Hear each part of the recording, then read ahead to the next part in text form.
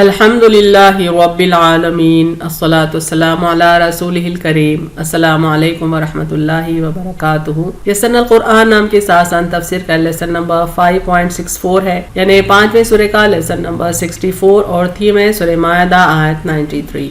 اعوذ باللہ من الشیطان الرجیم، بسم اللہ الرحمن الرحیم۔ لیس علی الذین آمنوا وعملوا الصالحات جناح فیما طعموا اذا ما اتقوا وآمنوا وعملوا الصالحات ثم اتقوا وآمنوا ثم اتقوا واحسنوا واللہ یحب المحسنین۔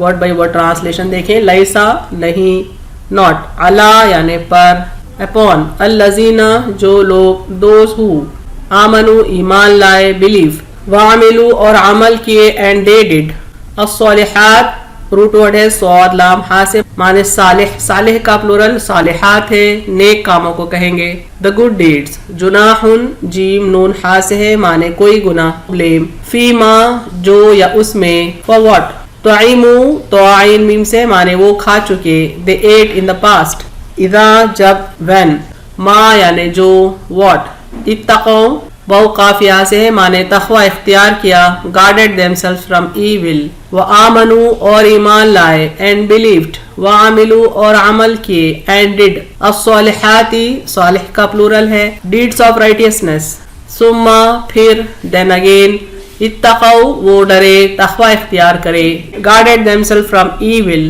وآمنوا اور ایمان لائے، and believed، ثم پھر، and again، اتقوا وہ ڈرے، تقوی اختیار کرے، guarded themselves from evil، وَأَحْسَنُوا حاسین نون سے، معنی اور انہوں نے نیکی کی، and did good، واللہ اور اللہ، and اللہ، یحب دوست رکھتا ہے، loves المحسنین نیکوکار، نیک بندے، the good doers۔ Phrase by phrase translation دیکھتے اردو میں۔ لیس علی الذین آمنوا نہیں ان پر جو ایمان لائے، وعملوا الصالحات جناح اور عمل صالح کیے کوئی گناہ، فیما طعموا جو وہ کھا چکے، اذا ما اتقوا جبکہ انہوں نے پرہیز کیا، وآمنوا وعملوا الصالحات اور ایمان لائے اور عمل صالح کیے، ثم اتقوا وآمنوا پھر انہوں نے تقوی اختیار کیا اور ایمان لائے، ثم اتقوا واحسنوا پھر تقوی اختیار کیا اور نیک کام کیے، واللہ یحب المحسنین اور اللہ محبت کرتا ہے نیک کام کرنے والوں سے۔ کمپلیٹ ٹرانسلیشن دیکھتے ہیں۔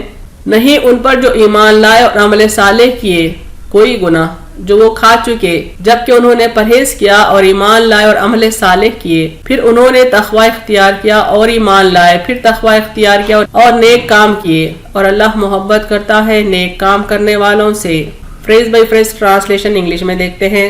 لیس علی الذین آمنوا not on those who believed، وعملوا الصالحات جناح and did righteous deeds there is blame، فیما طعموا for what they ate، اذا ما اتقوا when they guarded themselves from evil، وآمنوا وعملوا الصالحات and believed and did righteous deeds، ثم اتقوا وآمنوا then guarded themselves from evil and believed، ثم اتقوا واحسنوا then again guarded themselves and did good، واللہ یحب المحسنین and Allah loves those who do good۔ Complete translation دیکھتے ہیں۔ There is no blame on those who believed and did righteous deeds for what they ate in the past when they guarded themselves from evil and believed and did righteous deeds, then guarded themselves from evil and believed, then again guarded themselves and did good, and Allah loves those who do good۔ Revise کرتے ہیں ہم current آیت یعنی آیت 93 کو پچھلے دو آیاتوں کے ساتھ، یعنی سورہ مائدہ آیت 90 اور 91 کے ساتھ، چونکہ کرنٹ آیت 93 کا تعلق 90 اور 91 آیات کے ساتھ ہے۔ اے لوگو جو ایمان لائے ہو، اس کے سوا نہیں کہ شراب اور جوا اور بت اور پان سے ناپاک ہیں، شیطان کے کام ہیں، سو ان سے بچو تاکہ تم فلاح پاؤ۔ اس کے سوا نہیں کہ شیطان چاہتا ہے کہ ڈالے تمہارے درمیان دشمنی اور بغض شراب اور جوے سے، اور تمہیں روکے اللہ کی یاد سے اور نماز سے، پس کیا تم باز نہیں آؤ گے؟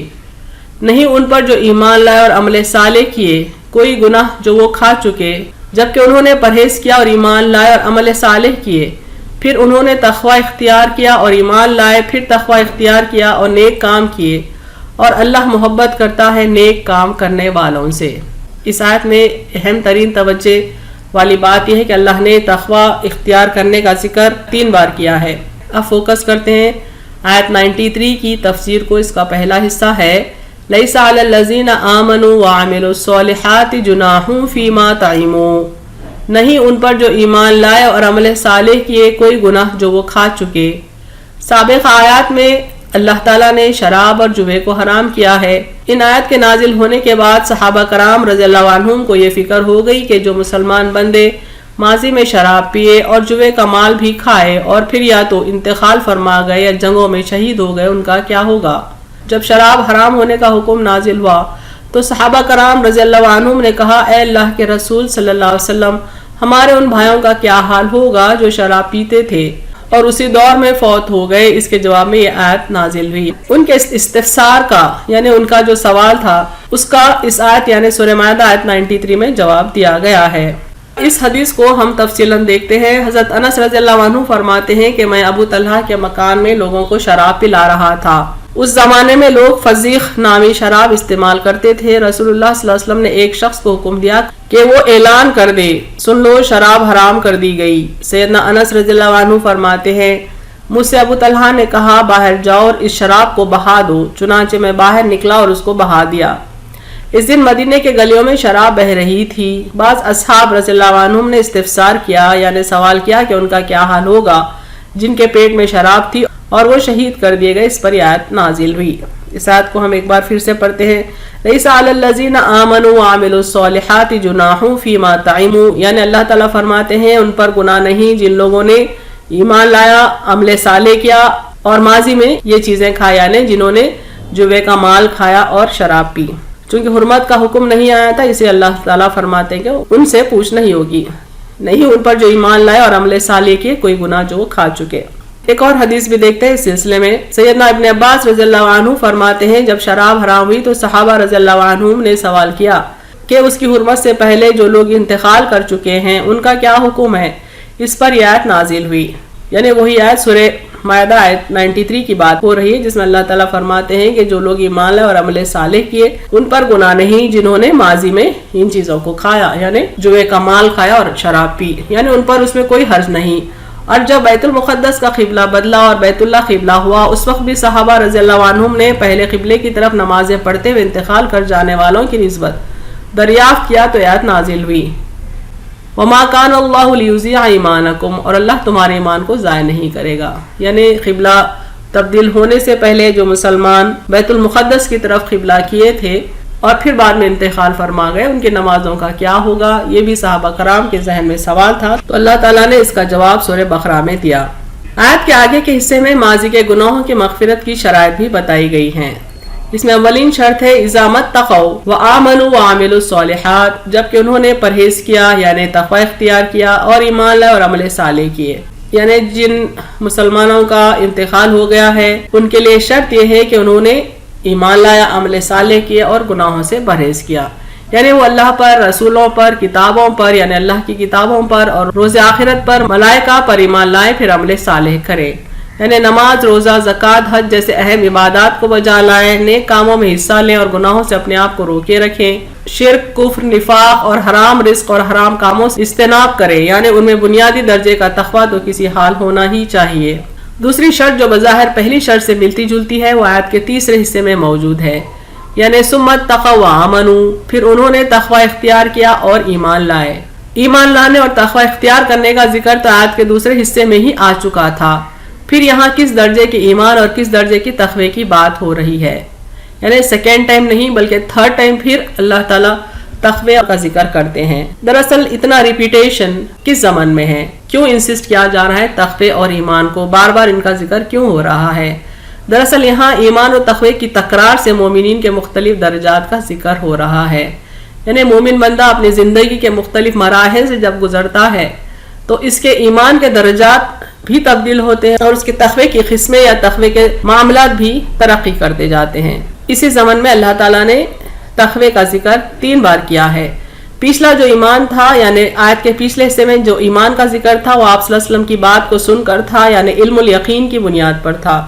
ایمان لانے والوں کو احساس تھا کہ آپ صلی اللہ علیہ وسلم سے پہنچا علم یقینی ہے یعنی سچ ہے، تو انہوں نے ایمان لایا، یہ ایمان بالغیب ہے۔ یعنی صحابہ کرام جب آپ صلی اللہ علیہ وسلم پر ایمان لائے تو یہ ایمان بالغیب تھا. تمام صحابہ کرام کو یقین تھا کہ آپ صلی اللہ علیہ وسلم کا لایا ہوا پیغام حق ہے، سچ ہے. ایسے علم کو کہتے ہیں علم الیقین، اور ایسے ایمان کو کہیں گے ایمان جو علم یقین کی بنیاد پر ہے. اس ایمان کی بنیاد پر انہوں نے حرام کاموں سے اجتناب کیا اور بہت نیک کام کیا اور تقویٰ بھی اختیار کیا. اس سے بھی اعلیٰ درجے کا ایمان عین الیقین کی بنیاد پر ہوتا ہے اور پچھلے ایمان سے زیادہ مضبوط ہوتا ہے. ایمان عین الیقین یعنی وہ ایمان جو ایسے علم کی بنیاد پر ہوتا ہے جو آنکھوں سے دیکھنے پر حاصل ہوتا ہے. عربی میں عین آنکھ کو کہتے ہیں. جن مومنین کا ایمان مضبوط ہوتا ہے اللہ تعالیٰ ان کو بالغیب کے نظارے کراتے ہیں جن کو دیکھ کر ایمان اور بھی زیادہ یقین میں بدل جاتا ہے. اس سلسلے میں ایک حدیث دیکھتے ہیں صحیح بخاری کی.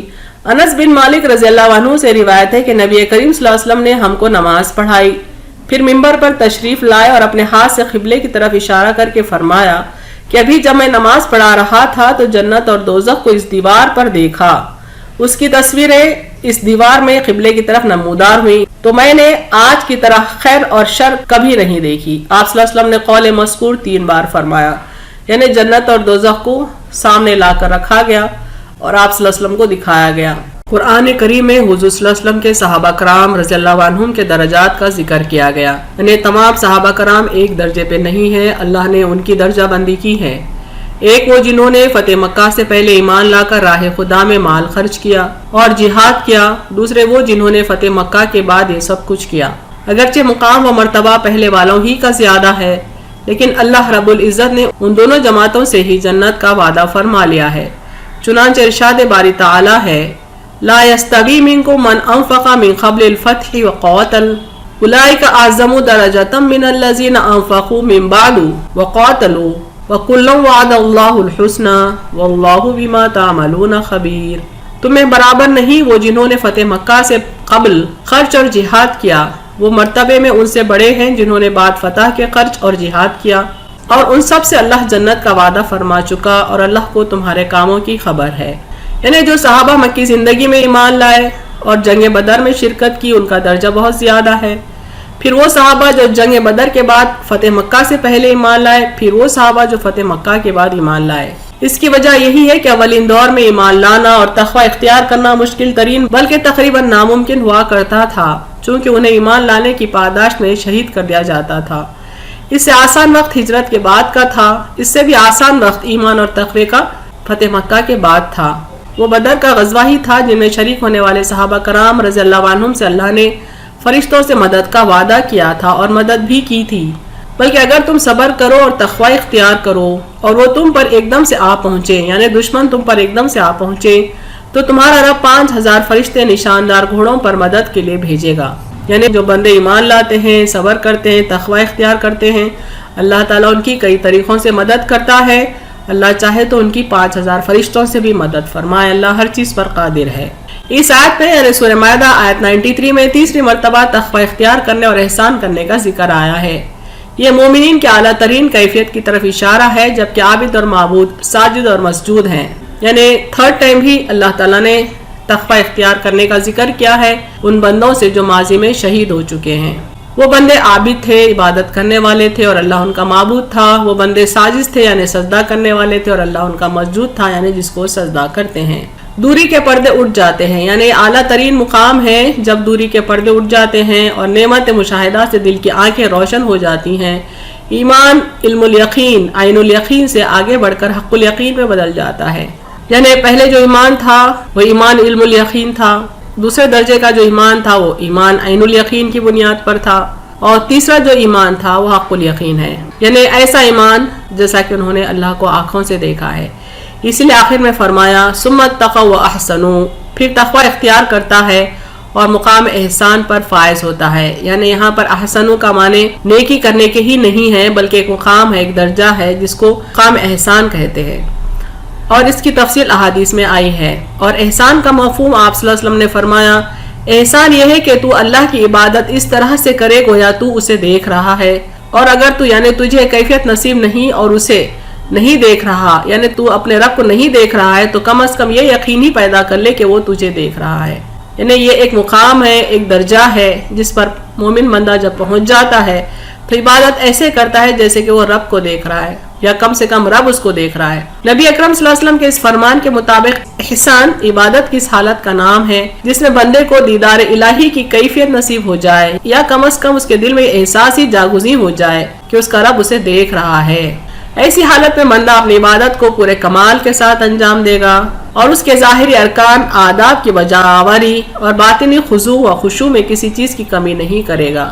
الغرض عبادت کی اس اعلیٰ درجے کی حالت اور ایمان کی اس اعلیٰ کیفیت کو احسان کہتے ہیں۔ یعنی بندہ جب ایمان لاتا ہے، تقوی اختیار کرتا ہے اور پھر زندگی کے دوسرے مرحلے میں اس کا ایمان اور مضبوط ہوتا ہے اور تقوی میں وہ مضبوط ہوتا ہے، پھر تیسرا مرحلہ یعنی زندگی کے اور آگے کے جب مرحلے میں وہ داخل ہوتا ہے تو پھر اس کا ایمان اور مضبوط ہوتا ہے اور اس کا تقوی اور بھی زیادہ مضبوط ہوتا ہے، یہاں تک کہ وہ مقام احسان میں پہنچ جاتا ہے۔ یہ ایک ایسا مقام ہے کہ جب بندہ عبادت کرتا ہے تو ایسے کرتا ہے جیسے کہ وہ اللہ کو دیکھ رہا ہے یا اللہ اس کو دیکھ رہے ہیں۔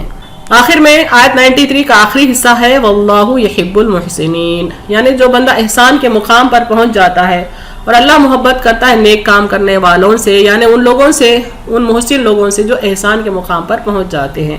یعنی وہ صحابہ کرام تقوی اور ایمان کی منزلیں طے کرتے کرتے جب مقام احسان پر فائز ہو گئے تو خداوند عالم کے محبوب بن گئے، اور اب اس سے ایسی چیزوں کی پوچھ گچھ نہ ہوگی جن کی حرمت کا حکم اس وقت تک نازل نہ ہوا تھا۔ حضرت ابو ہریرہ رضی اللہ عنہ نبی اکرم صلی اللہ علیہ وسلم کا فرمان بیان کرتے ہیں کہ نبی اکرم صلی اللہ علیہ وسلم نے فرمایا جب اللہ تعالیٰ کسی بندے سے محبت کرتا ہے تو جبرائیل علیہ السلام کو بلا کر فرماتا ہے بلا شبہ اللہ تعالیٰ فلاں بندے سے محبت رکھتا ہے، تم بھی اس سے محبت کرو۔ جبرائیل علیہ السلام اس سے محبت کرتے ہوئے آسمان والوں کے سامنے اعلان کرتے ہیں بلا شبہ اللہ تعالیٰ اس سے محبت رکھتا ہے تو تم بھی اس سے محبت کرو۔ اہل آسمان بھی اس سے محبت کرنے لگتے ہیں، پھر اس بندے کے لیے زمین میں شرف قبولیت بخش دیا جاتا ہے۔ یعنی اللہ تعالیٰ جب کسی بندے سے محبت کرتا ہے تو جبرائیل علیہ السلام کو بلا کر اطلاع دیتا ہے اور فرماتا ہے کہ اللہ اس سے محبت رکھتا ہے لہٰذا تم بھی محبت رکھو۔ اس طرح جبرائیل امین سارے آسمان والوں کے سامنے اعلان کرتے ہیں، سارے ملائکہ کے سامنے اعلان کرتے ہیں کہ اللہ اس شخص سے محبت رکھتا ہے تو تم تمام بھی محبت کرو، لہٰذا زمین اور آسمان کے تمام فرشتے اس بندے کی عزت کرنا شروع کر دیتے ہیں، اور یہ معاملہ اسی مومن بندے کے ساتھ ہوتا ہے جو مقام احسان تک پہنچ چکا ہوتا ہے۔ اہم نکات دیکھتے ہیں اس تفسیر کے۔ سابق آیات میں شراب اور جوے کی حرمت کا ذکر آیا ہے، جس پر کچھ صحابہ رسول صلی اللہ علیہ وسلم کو یہ فکر ہوئی کہ ماضی میں جو مسلمان شراب پیے یا جوے کا مال کھائے اور انتقال فرما گئے یا غزوات میں شہید ہو گئے ان کا کیا ہوگا۔ اس استفسار کے جواب میں اللہ تعالیٰ نے سورہ مائدہ آیت 93 کو نازل فرمایا۔ یہاں کہا گیا کہ ماضی میں جو ہو چکا وہ ہو چکا، اس پر پوچھ نہیں ہوگی چونکہ وہ عمل گناہ میں شمار نہیں ہوگا۔ حکم آنے کے بعد اگر کسی نے نافرمانی کی تو ان پر گرفت ہوگی۔ ماضی میں شہید ہونے والے مومنین کے لیے ساتھ میں کچھ شرائط بھی بتائے گئے کہ زندگی کے مختلف حالات میں لوگ ایمان پر مضبوطی کے ساتھ قائم رہتے ہیں اور ہر درجے کا تقوی اختیار کیے ہوئے ہوتے ہیں، یہاں تک کہ مرتبہ احسان تک پہنچ جاتے ہیں۔ یہ وہ مرتبہ ہے جس پر فائز ہونے والا ایسی عبادت کرتا ہے جیسے کہ وہ اللہ کو دیکھ رہا ہے یا اللہ اس کو دیکھ رہے ہیں، اور یہ وہی لوگ ہیں جن سے اللہ محبت کرتا ہے، اور زمین و آسمان کے تمام ملائکہ کو یہ حکم ہو جاتا ہے کہ وہ بھی اس بندے سے محبت کریں۔